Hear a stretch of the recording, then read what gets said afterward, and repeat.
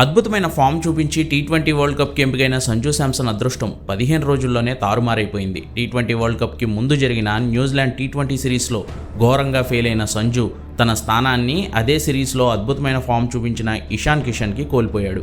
యూఎస్ఏతో జరిగిన మొదటి world cup మ్యాచ్లో అభిషేక్తో కలిసి ఇషాన్ కిషనే ఓపెనింగ్కి దిగ్గా ఇద్దరూ ఫెయిల్ అయ్యారు. అయితే కడుపు నొప్పి ఇన్ఫెక్షన్ కారణంగా అభిషేక్ శర్మ మ్యాచ్ తర్వాత ఆసుపత్రి పాలయ్యాడు. చికిత్స అనంతరం అభిషేక్ డిశ్చార్జ్ అయినా నమీబియాతో మ్యాచ్కి అభిషేక్ రెస్ట్ ఇచ్చే అవకాశాలే ఎక్కువగా కనిపిస్తున్నాయి. ఈ విషయాన్ని తిలక్ వర్మ నిన్న జరిగిన ప్రెస్ మీట్లో ఆల్మోస్ట్ కన్ఫర్మ్ చేశాడు.